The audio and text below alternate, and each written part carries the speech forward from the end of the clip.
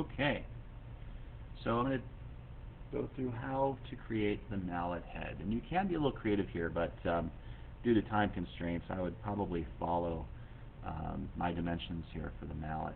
It's pretty cool. You get to use a new tool up in the ribbon in the 3D model tab called Revolve. And so here we go. So first things first, you have to sketch a profile, or half of the mallet head. So you have to go to Start 2D Sketch. Click on the XY plane. And I would make your mallet head 3 inches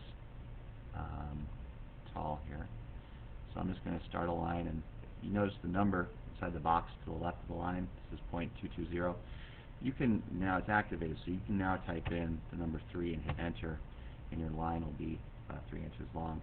Then while I have my line tool, I'm just going to hit the front so it fills the screen here. I'm going to make my bottom, because I want this to be probably a 2-inch diameter mallet, because you're hitting a 1-inch diameter peg. I'm going to go ahead and make this line any size, and then I'm going to get out of my tool by right-clicking and clicking OK. Go up to dimension and make that 1 inch. And then I'll come up here and click my line tool again.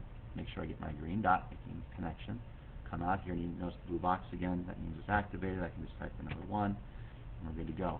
Then I'm going to come down approximately. Let's go exactly. Let's go a 1/2 inch, 0.5.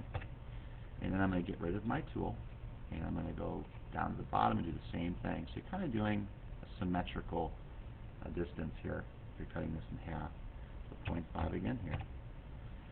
And then we're going to get rid of that line tool and we're going to switch to what's called the arc tool. And this is going to make our semicircle. So I'm going to click on the arc tool. It works a lot like the line tool. Get that green dot, making sure you got the connection. Pull down away from it, straight down. And I'm going to make this about a 1/2 inch as well. And I'm going to make the arc come in 0.25. So once you get that blue box activated, just type in 0.25 and it'll make a nice little arc for you. And since I've got the tool activated, I might as well go down to the bottom, get that green dot, come up, I'm going to make it 0.5, and come in 0.25. And now, the last thing I have to do is just connect these two semicircles together. And to do that, I need to go up here, grab my line tool, make sure I got that connection, and connect these two, and you're good to go. So you've drawn the half profile, and next is you finish your sketch. And I like to always go back up to the Home tab so I can see the whole piece. And instead of extruding here, we're going to go to Revolve. It's up here in the ribbon. And make sure you're in your 3D model tab to get there. So you click on Revolve, and you get the Revolve menu. And we're going to revolve around what will be the center of your handle. So make sure it turns red. And it should say full rotation up here. Make sure it turns red. Click on it, and it will revolve around that point. So there we have your mallet, and it looks good. So we're going to click OK. And the directions want you to do what's called chamfer, and it's up here. Right now you probably have the fillet up here, so make sure you drop that down to get to chamfer, and just click on this edge, and they want it to be 1/16 of an inch, and you can literally type in 1/16, and it'll do that for you. And while you have that activated, you might as well come down to the bottom, do that edge, and both of those are chamfered 1/16 of an inch. And then, this is the most difficult part, but it's really not that hard. What you want to do is you want to add a hole to a circumference, and it's different than adding a hole on a flat side. So all you need to do is go up to plane and drop this down. And I like to pick this tangent down here to the plane, and then you go over to origin, plus sign, get your YZ plane, and you got to get that circumference selected. So I go ahead and mouse over, it turns red, hit select, and now you've got this nice flat plane to work on. So then you just go up to Start 2D Sketch, come over here, and when you mouse over this, it does turn pink, it's ready for you to work on, so you click on it, and then you've got to turn it around. So we're going to make sure we turn it, and you go up to your left there, and then I like to zoom in and grab my pan tool and center it. So it's nice to have things are in front of you, nice and centered. And do you see how we have this nice little center right here? Well, we're going to get out of our pan tool if we've used it.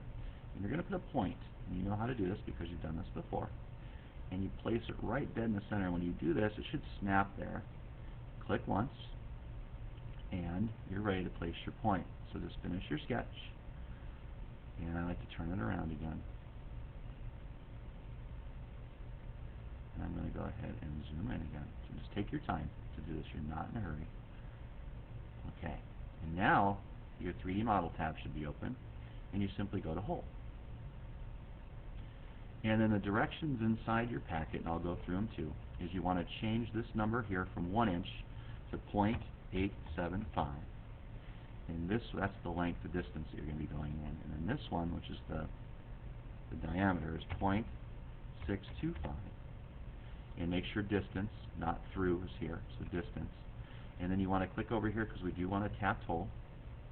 And then this should be 0.625, and this should be 5/8-11 UNC.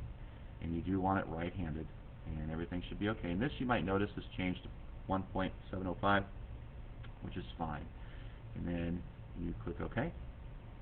And if you do turn your mallet head, you notice you have those nice little threads in there. And this is kind of annoying, this plane.